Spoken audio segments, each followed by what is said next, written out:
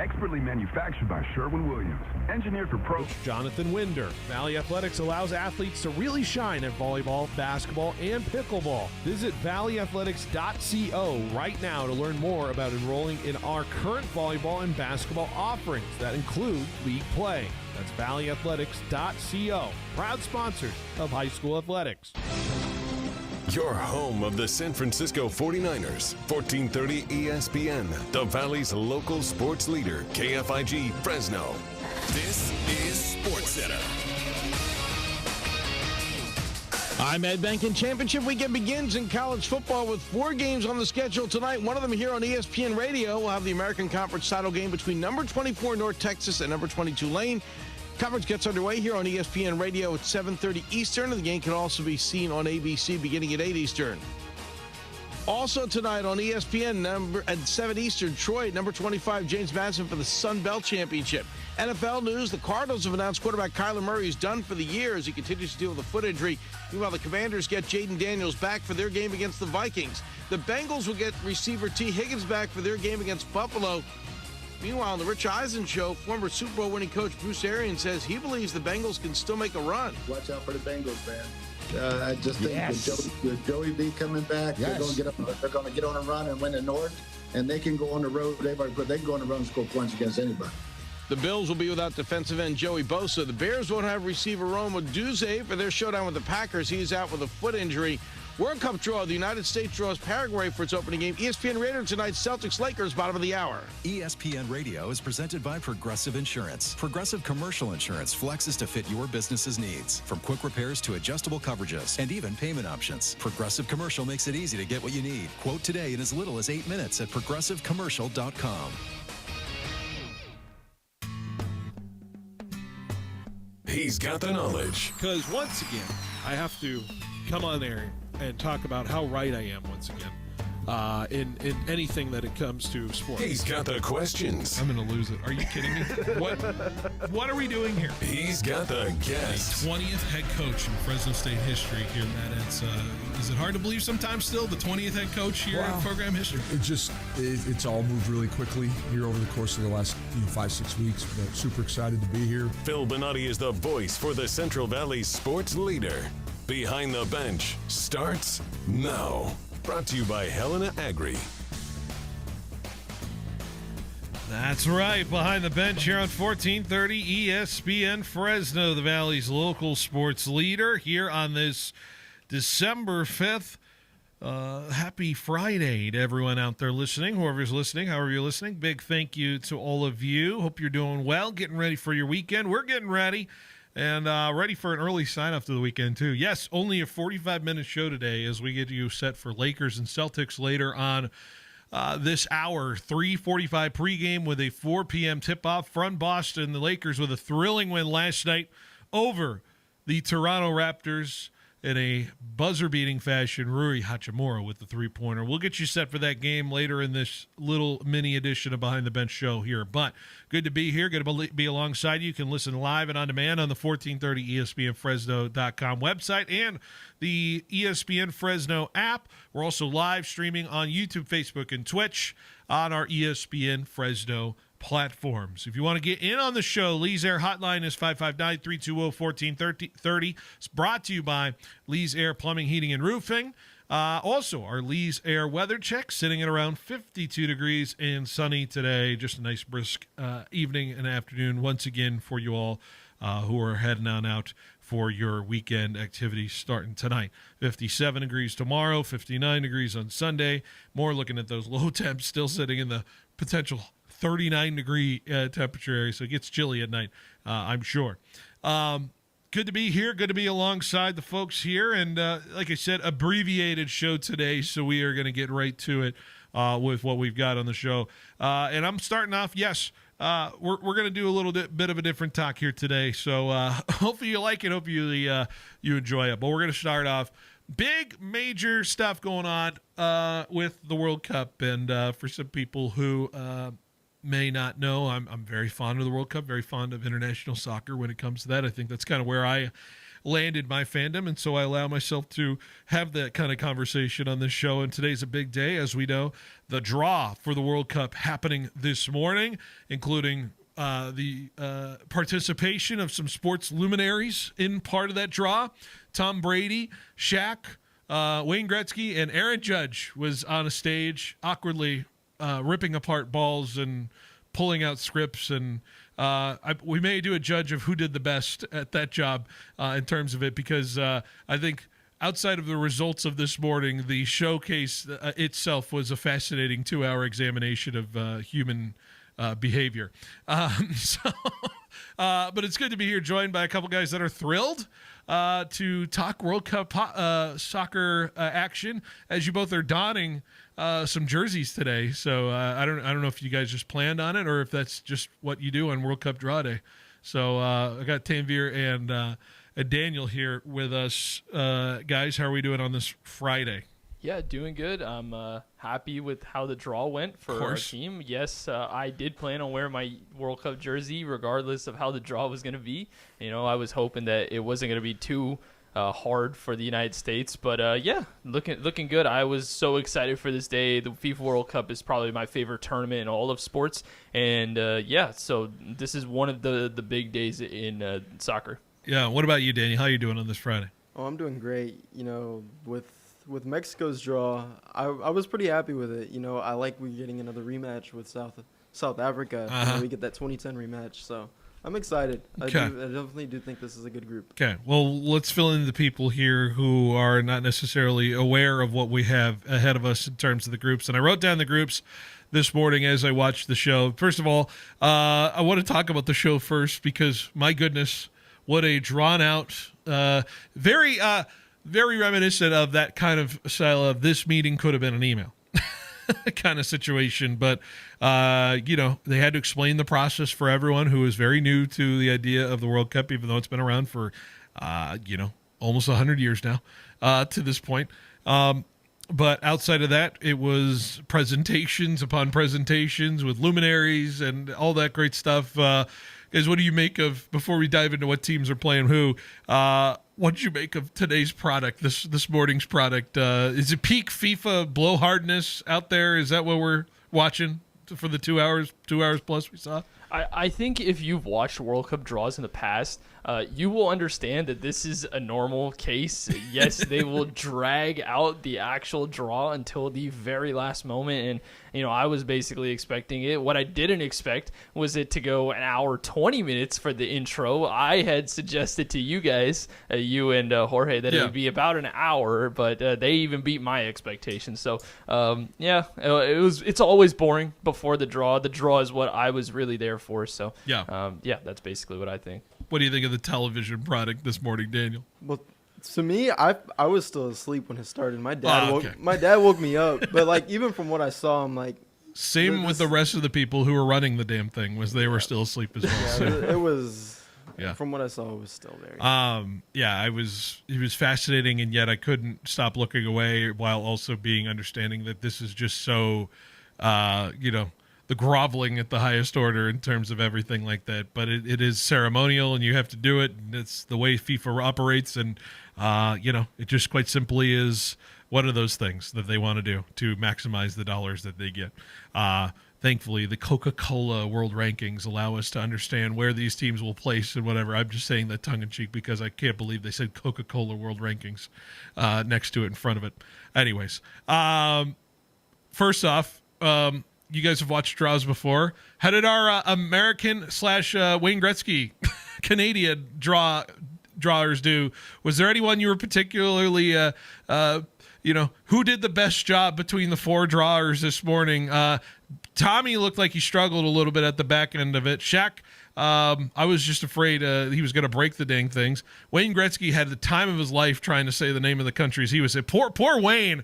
At the back end of the pot four spot, I felt so bad for him. I thought Aaron did a good job. He had the most intrigue from when he pulled his balls. So what would you say? Who did the best job in the draw this morning between the four athletes I named? Yeah, I'm going to go with either Judge or Brady. I think both of them did fine. Yeah, as you said, Wayne Gretzky. Poor Wayne. Having a hard time saying some of the countries, like saying Curacao. Was he say Curacao? Curacao. Yeah. Which is hilarious. But, I mean, he had all the playoff slots, too, so he had to say 4 names per draw. Yeah, that's the shutout Czech Republic and North Macedonia or having to get him to say, where's the other one I had? Bosnia and Herzegovina, like good luck, Wayne. You're right. In terms of that, what did you make of this morning's draw? Who did you see? Did you watch the whole process? Yeah. Did you judge your guy, Aaron Judge, noted from Infantino, big soccer fan apparently. Judge is a big soccer fan. He said USA's good, and he said Messi, they're good. That's what his analysis was. Amazing this morning. Analysis. Peak analysis. He's not wrong. Hey, he was just there so he could get paid. So we're just saying, hey, it is great to see Aaron Judge from where he was at, great to see him on the World Cup stage and be recognized as one of the great American pillars of our athleticism here. All right. I digress. We did all of the preamble stuff to the lead up. Anything else from all that, or should we get to the substance of what this draw looks like? Let's do it. Anything else to point out? Okay. I thought it was Fernando. Who was it? Was the British soccer player? Rio Ferdinand. Ferdinand. Yeah. I thought he was all right. Yeah. It's a tough job. That's a tough job. Not really, but I'll give him the leeway. Yeah. I thought he did a right job. Okay. Should we start from right at the top? Let's go to USA. We live in the United States. Let's talk about USA right now. And USA gets a draw of Australia, Paraguay, and playoff Group C, which we'll have to explain to people, which is a new feature. And so in what is going to be happening later on next year before the World Cup, it's a battle to the death, basically, between Slovakia, Kosovo, Turkey, and Romania for them to advance into Group D with the United States, Australia, and Paraguay. Tavir, you've been locking in, and what possibilities you could see out of this. You could arguably see that the United States got the weakest crop of European teams out there, I would say, if you really wanted to look at like who could come from the European side, the UEFA side. I would argue that USA got like a really nice draw to stay away from some of the European superpowers out there, at least of the bottom half. But what do you make of the draw for the United States? Yeah, the interesting part about this is Paraguay on Australia, and the favorite to come out of this playoff is Turkey. So if those 3 teams are in the group, these are 3 teams that the United States has played in friendlies over this last year, and having that sort of knowing of what your opponents do and how good they are, it can be a positive and a negative. They can understand your guys' game plan, and we can understand theirs. So it will be a very interesting group. In terms of the group itself, I think it's a very even group. I think that Paraguay provides some really good attackers in Julio Enciso and others along that front line. Australia is a very defensively sound, very physical team, and I think the United States have shown to play well against both of those teams. They beat Paraguay a month ago, 2-1. They also beat Australia a month ago, 2-1. So those will be 2 games where the United States will have to get, I think, at least 4 to 6 points out of those 2 games. And then the final game will be against the UEFA playoff winner. And in terms of the batch, I think you might be right in terms of saying that this could be the weakest batch, but I also think this has the strongest team out of all of the 16 European teams that are remaining. Turkey, I think, has some very good players. Arda Güler comes to mind, and a lot of their attackers are very good. So the United States defense is really going to be tested out.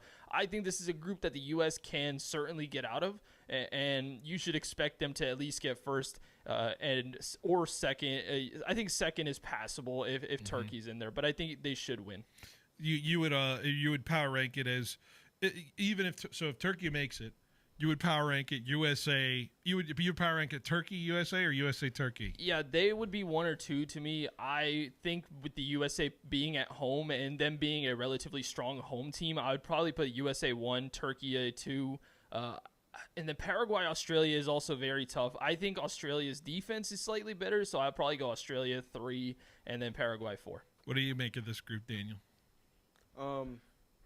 Well, I like the group. I do. Yeah. I'm not necessarily a USA fan, but I like their group. I like their path. Yeah. I think it's a very strong, but not strong, if that makes sense. Would you argue that you could get you could get a lot of close games in this group? Just a lot of really close games amongst it. It feels like they're between the ceiling and the floor. It's as close, you could argue, in terms of that. Yeah, for sure. Here's the positive is they got probably the weakest of all the pot 2 teams in Australia, but then they got 2 very strong pot 3 and 4 teams, so it really evens out the entire group between the 4 teams. But yeah, ultimately I think this will be not just a close, but I think this is going to be a very fun group to watch, because these are going to be 4 teams that are quite familiar with each other.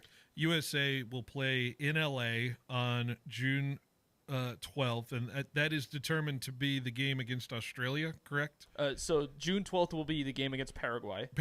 And then they will play against Australia in Seattle. On June 19th. And then on June 25th, they will play whoever comes out of the playoff seed. UEFA playoff, yeah. Yeah, assuming it's Turkey, and that'll be back in LA at SoFi Stadium. For that. So the United States sitting on the West Coast for the group stage, which is the fascinating part of this World Cup, is it's pretty regionalized when it comes to the schedule. And we'll talk about that when it comes to Mexico here momentarily. But if I say disaster scenario, it's U.S. drawing its first couple and then having to win against Paraguay at the end. That feels like the most disastrous result you could ask for from the United States. But I'm not putting it out of the realm of possibility, judging by the fact that with the expectation USA follows, you could be the cynical person and say this could be a possibility. But as we've heard from other people, this USA squad's playing a little bit better after what has been a disastrous Gold Club Cup result, a year ago? A couple months ago. And it's just a matter of if there's enough ramp-up period for this team to play what it needs to do when it comes to June. Yeah, and they'll have some pretty tough friendlies as well. They're going to play Portugal and Germany in the lead up to this World Cup. But yeah, in terms of like nightmare scenario, I think the lowest amount of points the U.S. would get in this group is probably 2. I think they could draw it. Like the nightmare scenario would be they draw Paraguay and then Australia and then they lose to Turkey. I think the ceiling for this team, I think they get wins against both Paraguay and Australia like they did a month ago, and then they would probably draw against Turkey. I think 7 points to 2 points is what we're looking at. All right. So, and then is it determined where they would slot? If they win, would they play like the 2 of another group? Like, how would that work out? Yeah. So, United States would be grouped up with Group G if they were to win. So that's the Belgium, Iran, Egypt, and New Zealand group. Yes. And I believe even if they do get second, they should be playing in Group G as well. I'd have to double check that. But those are... In terms of the groups, Group G is probably the weakest of all of the groups. So in terms of round of 32, because that's a new thing this time, usually it's just 32 teams and then it goes into the round of 16. We're going to have an additional game because this is an expanded World Cup with 48 teams. Yeah, the round of 32 groupings and pairings, it will be with probably one of the weaker groups in the World Cup. So which is beneficial to consider if you think about how far would USA need to go, or would want to go, or not want to go, but would be able to go. Is there a realistic shot at a quarterfinal bid here for the United States team, judging by if they get through this group, which is completely reasonable to assume, and if they get through at least one of those round of 32 games? Like, this United States team is set up to go far if it does the things it's supposed to do. Yeah, it depends obviously on the opponent. I would say if the United States were to win this group, they would play second place in Group G, and that would be probably Iran or Egypt, and I think that would be a winnable game as well. And it's been the point of contention. The round of 16 has been where the United States has been eliminated in the last 3 World Cups that they've competed in. They did get into the quarterfinals in 2002, but that's 23 years ago at this point. So I think quarterfinals should be the goal for this team, but if I'm talking about realistic expectations, I think round of 16 would probably be the realistic expectations, but I'm going to predict that they get to the quarterfinals if they were to play Belgium in that round of 16, because I don't think Belgium is that strong of a team compared to the other Pot 1 teams. Try to look where the 1D would play That would be in Santa Clara on July 1st. Against the third-place team. If the U.S. wins, it would be the whatever third-place team comes out of B, E, F, I, and J. So that'll be interesting. All right, let's look at Mexico real quick because I know people are interested in that too.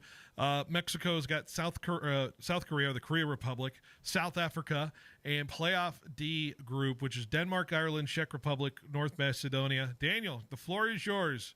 What are our expectations for Mexico with this kind of group? So, expectations for Mexico, I would obviously say win the group. More than likely, with a group like this, on paper, looks easy for this Mexico team. Mm-hmm. But as we've seen in the past with this Mexico team, nothing's ever easy, no matter what it is. Like, my expectations is South Africa is a draw. I think it'll be a 1-1 draw. Then we get to Korea. I think that's a win either way. That'll be a competitive matchup no matter what. Yep. And then as for the play-in or the playoff team, I think it's going to be Denmark out of all those teams. I think it will too. Yeah. But with that, I want to say it would also be a draw. Like, I think they're three very strong teams. Like, Mexico didn't ease out. Like, it's not. It feels like what I described to the U.S. It's lower ceiling but higher floor. Yes. The room and the margin is much smaller than other groups that we could talk about. Yep. Definitely. Yeah. Like, a lot of these games are very, like, they can go either way. But you also declared if Mexico doesn't get out of the group. You said something very. Yeah, I said if Mexico doesn't top this group, I am shaving my head. I'm going bald. Top this group is crazy. I mean, I think they certainly can. Being at home, Mexico can certainly top this group. They've played South Africa. This is a throwback to 2010 where South Africa versus Mexico was the opening match of that World Cup, and now we're going to have South Africa versus Mexico as the opening match of this World Cup. But I think that winning the group is certainly a possibility for Mexico. Maybe not in the form that they've been in over the last couple of months, but I think second place should be the attainable goal here. But they certainly can win this group. But I also think there's that nightmare scenario where they finish fourth because Korea Republic, they have some great wingers, and Mexico is weak in the fullback department, even though their center backs are really good. South Africa's got a fast pace of gameplay, and then Denmark, they have talent, but I think this is going to be a very fun group to watch as well. I wonder, the question that's banging around in my head is, I wonder what country would be what team would be under more scrutiny if it doesn't get out of its group, United States or Mexico, based off of what they have in front of them. And I think I'd lean slightly to the United States, but Mexico hasn't they haven't missed a round of 16 in quite some time, right? They actually got grouped in the last World Cup. Did they get grouped in the last? Okay, yeah. So they've been on a little bit of the decline side of things, but I would argue because USA missed they were there the last time, and then they missed before that, and what the expectations are with these United States teams and where the world rankings sit. I would argue lean to the United States of more scrutiny if they lose out, but I know you would have your own opinions on it. But who would deserve more scrutiny if they cannot get out of their group? For me, I'd say Mexico, just because of the fact that I get it that like the United States they're technically also playing in their own country. Yeah. But the problem is, I feel like USA fans aren't as oriented on the West Coast as it is where they would play on the East Coast more. I feel like that's where their fans are more really regionalized. As for Mexico, you're playing your 3 games in one, your biggest stadium in your country, and the other 2 at like your other biggest stadiums. Mm-hmm. And like that's where I'd say their real fans are. Like, you get a lot of Mexico fans off the West Coast, me included, but I feel like the real fans are the ones where they're obviously from. Like, we saw like a month ago, like they played some friendlies in Mexico, and they were receiving scrutiny from their fans because they weren't playing well. Yeah. And you don't get that here, like when they play in the United States. So I feel like it'll definitely be a lot more. Like, if we got grouped, we'll receive more. You gave a look, Tanvir. Yeah, I think the pressure is going to be ratcheted up for all 3 of these teams, but I think in terms of where all 3 teams sit, I'm including we haven't mentioned Canada yet. Right, Canada's group.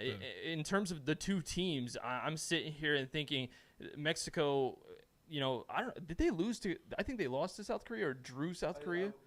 Me and Jorge were talking about that. I think we drew. Okay, so this is 2 teams that the United States has beat over the last month. I do think these are two teams in terms of, like, I think Korea Republic is better than Australia in Asia. I think Paraguay would be better than South Africa, and I think Turkey is better than Denmark. So if you look at the tougher group, I think the United States has it, but regardless of that, I still think the United States, with the talent level that they have and the plan that they've had for the last 8 years, I think it would be diabolically bad if they weren't able to get out of this group. But I think that's the case for both teams. Yeah. Quickly, we'll know where they're playing. We know where United States is playing. We know where Mexico's playing. We know where Canada's playing. They're going to determine all the matches and everything like that. So they know when we're going to play matches. We just don't know who and where. That's going to be revealed tomorrow morning. So I'm sure that's going to be another great 2-hour program to watch for the lead up to that on YouTube, 9 o'clock. Is it very? I mean, it's very safe to say Spain has gotten the best draw out of everything. But that's to be fair. To be fair, if you're the number 1 ranked team, you should probably get the easiest group, right? If I'm sitting here and I think about, okay, you got the top seed, technically, Spain feels like that. I'm like, all right, they should have gotten the easiest group. Yeah. I think Spain does have the easiest group. I think Cape Verde, they were a very small country. This is their first World Cup. They are coming in. Saudi Arabia is a kind of middle-of-the-road team in Asia, and I think they will be bunkering down, so Spain's going to have a lot of chances to attack in that one. And then Uruguay, I think, is a team that in past you would say is in the upper echelon of international football, but over the past couple of months, they have been on a terrible tour, just a tear of terrible matches. They've lost to the United States 5-1, and Uruguay, I feel like their synergy with the players and the coach is not there right now. So I think out of all the pot 2 teams, that would be the one where the situation is the worst. So I think Spain does have the easiest group. Other groups of interest, and we got to roll here. I like Group I. I think that Group I is just fascinating to me, with France, Senegal, Norway, and then the playoff 2 group, which is Bolivia, Iraq, and Suriname. I'm also interested in Group L with England, Croatia, Panama, and Ghana. I think that's a fascinating group. Very fun group for sure. For me, out of everything. Outside of that, this is going to be an interesting. I look at Group C too, with Brazil, Morocco, Scotland, and Haiti. I think is an interesting one. But we're excited. World Cup right around the corner. I know we'll see all the lead up to it. There's going to be the playoffs, of course, and the friendlies, and then we're right around the corner in June. So can't wait. So, can't wait either. Any final thoughts? Yeah, I was just talking. I think Group K is probably my most my favorite group. Too, yeah. Portugal, Uzbekistan, which is a very flashy up and coming team. Colombia, which I have touted as probably the best pot 2 team, and then DR Congo, which I think is a solid African team if they were to make it. With Jamaica and New Caledonia. Yeah. My thing is, I think this is. You've heard of the 5th game curse for Mexico? Sure. I think this is their best opportunity to break that, because there's an extra game. Yeah. But the new expanded World Cup that gives all these other teams a chance. So, All right, let's take a break, and when we come back, we're going to lead you up to Lakers, talk about what's coming up this weekend, all of that great stuff. Stay with us. Behind the Bench rolls along on 1430 ESPN. When you think of California business machines, it wouldn't surprise me if you automatically thought 3-cent color copies. It's something CBM has become locally famous for. But now there's something else business owners are calling about: business phone systems. It's a beautiful thing. Copiers, printers, office phone systems, all with one simple call to California Business Machines. 559-225-5570 or online at cbmsolution.com. Ever wonder where those large box stores get their green and orange racks? How about equipment or auto parts store shelving? Well, you guessed it. Fresno Rack made it right here in California. Since 1987, Fresno Rack and Shelving has been helping school districts, businesses, cities, and counties, basically any market anywhere, increase their warehouse storage with industrial racking and parts shelving that last a lifetime. Call, visit, or click FresnoRack.com today. The sound of bees means lots of blooms, and lots of blooms means a profitable crop year. But those delicate blooms can easily be destroyed by adverse weather conditions, which in turn can be devastating to your crop investment. Now is the time to secure multi-peril crop insurance, which covers your almond crop during bloom. Bowman & Associates, your local crop insurance specialist, has been writing crop insurance for almost 40 years. Bowman & Associates is one of the largest crop insurance agencies in the state and nation. Call Roger Kent or Quinn Bowman today and ask about their multi multi-peril crop insurance for almonds, Bowman & Associates can design a policy with protection based on your own production experience. Ask about the new Price Option Plus, which increases the insurance price per pound to make it closer to the market price of almonds. Deadline for multi-peril coverage is December 31st. Call Bowman & Associates at 499-2020. That's 499-2020. California Department of Insurance license number 0F64178. Bowman & Associates, the crop insurance specialists. At Clausen Honda in Fresno, you're not just getting a car, you're stepping into a full service experience. From the latest new Honda models to certified pre-owned vehicles, a cafe to grab your morning coffee, and a team dedicated to making you feel respected and well served. Whether you're trading in, buying, or scheduling service for your ride, Clausen Honda has you covered with transparent financing, a full service center. Drive in today and see how easy getting behind the wheel can be. Clausen Honda at 6346 North Blackstone Avenue in Fresno. At Citizens Business Bank, we've been taking a personal approach to banking for over 40 years and are consistently recognized as one of the top performing banks in the nation. Hi, I'm Susan Woosner, Senior Vice President and Manager of Citizens Business Bank in Fresno. We believe in the importance of building long-lasting and genuine relationships with our customers. We want to provide you with the solutions you need to grow your business because your success is our success. Citizens Business Bank, member FDIC. Attention cannabis lovers, your favorite dispensary, Valley Pure, now has an app. Stay connected with exclusive deals, special promotions, and the best products. All at your fingertips. Don't wait. Download the Valley Pure app today on the Apple Store or Google Play. Claim your rewards when you earn them and start saving by downloading and turning on notifications today. Be sure to visit one of 5 Valley Pure locations around the Central Valley. And don't miss out on the best offers. Valley Pure, where quality meets convenience. Hustle up, we've got 8 more floors to go before lunch. Sarusha's window washing business is reaching new heights. Wipe, and let's roll. They need more certified cleaners to keep online reviews crystal clear. Team, I know we're hustling, but watch for streaks. Candace, can you give me a hand over here? Indeed can help them hire great people fast. I need Indeed. Indeed you do. Our hiring platform instantly connects you with quality candidates whose resumes on Indeed match your job description. Visit Indeed.com/credit and get $75 towards your first sponsored job. Terms and conditions apply.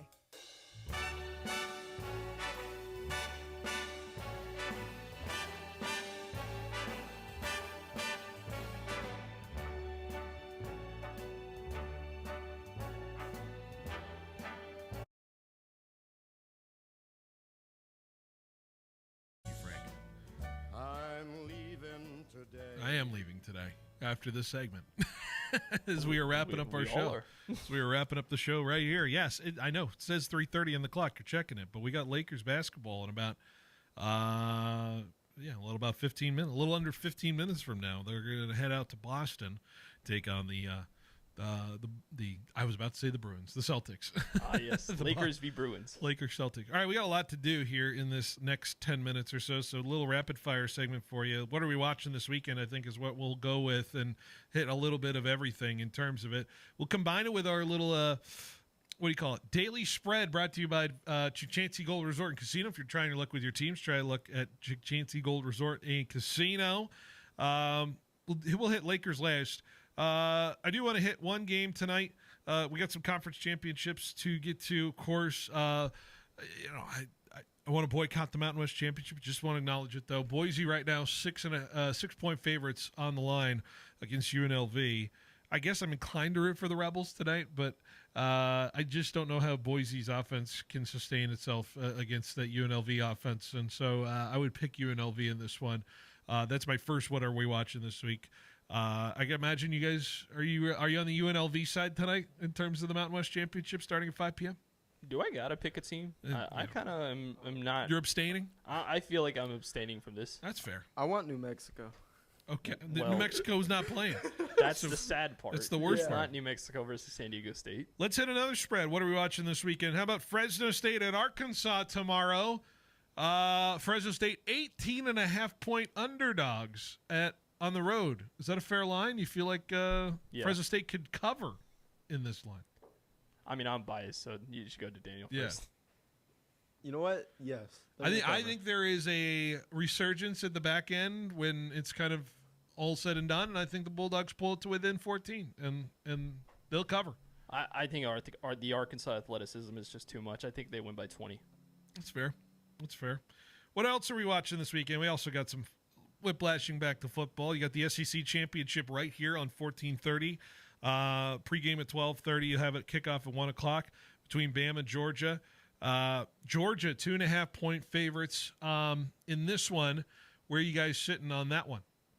Yeah, I think that Georgia has had a good time in this year. Their only loss is to Alabama, 24-21, and that was in at Georgia at Sanford Stadium. So I think that Georgia get their revenge, and I think they win by 3. I agree. I think Georgia gets the revenge. I think it'll be a bit spread out more. I think it'll be a 7-point win, but I think it'll be a game down to the wire. I think we take out the question of what if Alabama is in this thing. I think Alabama stamps its ticket. I think they do win this weekend and get to 11-2. I will pick the Bama side in terms of it. I've seen some holes in this Georgia team from time to time, and I'm tempted to pick Alabama here to win the SEC. So I don't know how many other people are going with it. It's kind of a coin flip game, but I think I'll roll with the Tide in terms of that. Maybe the most fascinating game in terms of the college playoff, in terms of what could result. Duke, Virginia, anyone in the ACC championship? Virginia, 4-point favorites. What's happening in this one? Yeah, this is going to be some horrendous football that's going to be played in a Bank only of in America the ACC. Stadium. Only in the ACC, baby. Let's go. Only in the ACC. I think Virginia is going to shut up everything about these doomsday scenarios with Duke possibly winning. I think Virginia gets it done.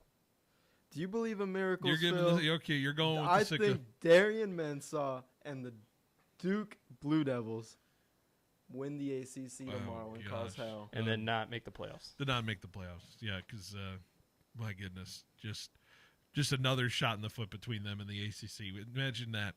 I think Virginia gets the job done. I don't see how that goes in a different direction. BYU, Texas Tech. Fascinating game. BYU 12.5-point underdogs in this football game. Is that a fair line? I don't think that's a fair line. Well, last time Texas Tech beat BYU, I think it was 28-6, I believe. Let me double check. I'll tell the tale of the Patriots beating the Jets 45-3, and then not even 5 weeks later losing in the AFC divisional round to the same New York Jets team by a touchdown. So previous results sometimes matters, and to me sometimes it doesn't.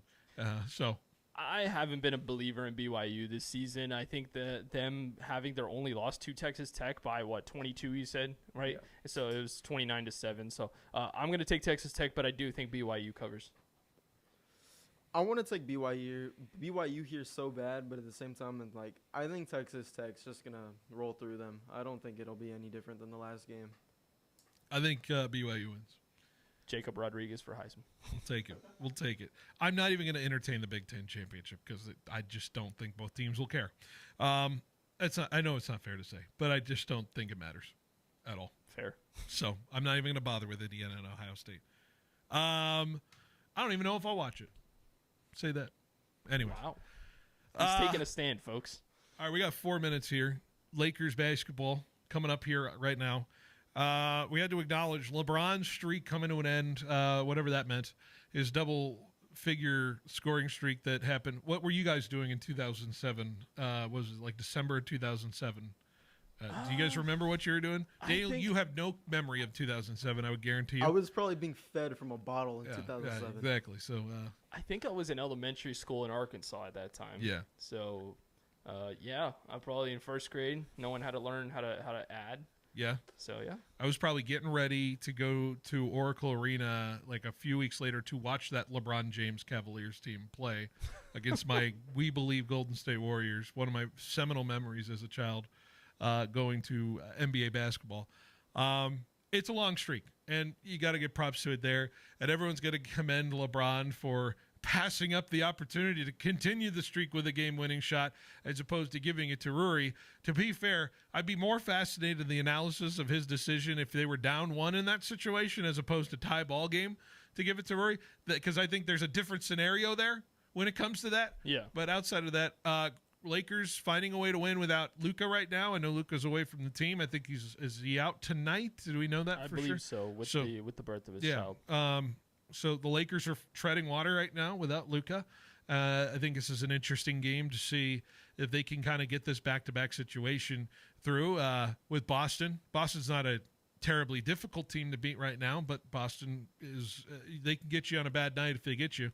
I think they also are coming off a back-to-back after beating Washington by 1 billion last night. So fascinating game, but I think the Lakers are being tested in the right way without Luka in case of the scenario where they have to go without a stretch of Luka had a little bit of a 2-week something going on. So I think this is an interesting test to see how the Lakers kind of respond that way. Yeah, for sure. And I think one guy who has stepped up immensely in the absence of Luka is Austin Reeves. I've been a big Austin Reeves believer for last couple of years, and he's really come to play. These last 5 games, he has 31, 38, 33, 16, and 44 points. He is playing out of his mind right now. I think he has another big game against the Boston Celtics today. Yeah. Lakers, have they exceeded your expectation or right at your expectation? Daniel, what do you think? I think they've exceeded my expectations, to Yeah. be honest. I think my expectations for the Clippers and the Lakers have completely swapped, like, from my beginning expectations. Completely swapped would be a right word to say. I don't know if I completely say they swapped. I wasn't expecting the Lakers to be 7-22 or whatever the Clippers are. Not that, but, like, I didn't think the Lakers are going to be this good early season. So I still am firm in my opinion that I don't think this version of this Lakers team is winning a finals, but there could be different scenarios there in terms of that. But regardless, we have the game tonight. So, guys, appreciate it coming in on the short side of our show today. Any excuse to talk World Cup, I'm there. Of course. Hope you guys have a very good weekend, and we'll be back Monday for Eagles Chargers. That should be the. Are you going to that game? I know you were thinking about it. I don't think so. No, all right, got it. Well, all right, guys, appreciate it. Yep. Have a good weekend. Have a good weekend, guys. And Lakers Celtics coming up next on 1430.